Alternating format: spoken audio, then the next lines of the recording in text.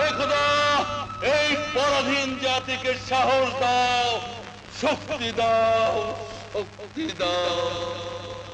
মরতে পারলি না? যা, চলে যা আমার চোখের সামনে থেকে। তোর মুখ আমি দেখতে চাই না। মা, এত বড় ছেলে হয়েছিস, তোর হাবলামও গেল না। আজ যদি তুই কাজ করতি, তাহলে খাজনা না দিতে পারার কারণে ভাইজানের মৃত্যু হতো না। খালাম্মা, ওর কি দোষ? ও তোর ইচ্ছে করে অমন করে না। সব বুঝি মা, সব বুঝি, তবু মন মানে না। ওকে নিয়ে কত স্বপ্ন দেখেছিলাম। ও একদিন বড় হবে, বীর হবে, দেশকে ডাকাতদের হাত থেকে মুক্ত করবে। কিন্তু আজ দেখছি আমার সব আশাই বৃথা। না, ইনশাল্লাহ বৃথা যাবে না। কে? বেগম সাহেব? না না, আমি বেগম নই, আমি কাঠুরিয়ার বোন। ভয় পাবেন না, আমি আপনার দুশ্মন নই। আপনাকে আমি খুব ভালো করে চিনি বেগম সাহেবা। আমার নাম আকবর। আমাকে প্রায় মহলে যেতে হতো।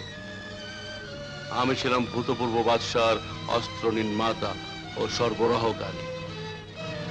এবার বলুন, এই ছেলে আপনার সন্তান, আমাদের শাহজাদা? মা,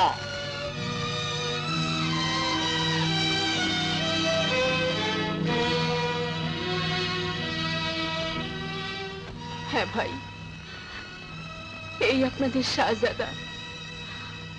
যুদ্ধের পর থেকেই ওর এই অবস্থা। কাঁদবেন না বেগম সাহেবা, আল্লাহর উপর ভরসা রাখুন। ওকে আমার হাতে তুলে দিন। একদিন ও আপনার সুযোগ্য সন্তান হয়ে ফিরে আসবে ইনশাআল্লাহ। আল্লাহ যেন তাই করেন ভাই। আলী, আল্লাহর উপর ভরসা করে ওর সব দায় দায়িত্ব আজ থেকে আপনার হাতে তুলে দিলাম। মা, এসো আলী। মা, এসো এসো।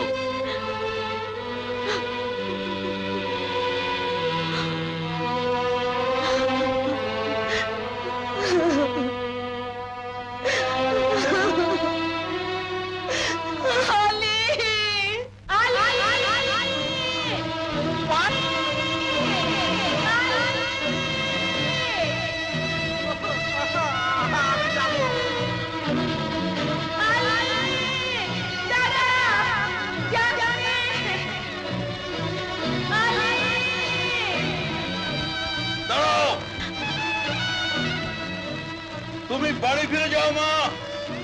তোমার এই আমানত আলী একদিন মানুষের মতো মানুষ হয়ে ফিরে আসবে ইনশাআল্লাহ। যান, যা। খোদা হাফেজ পায়েল।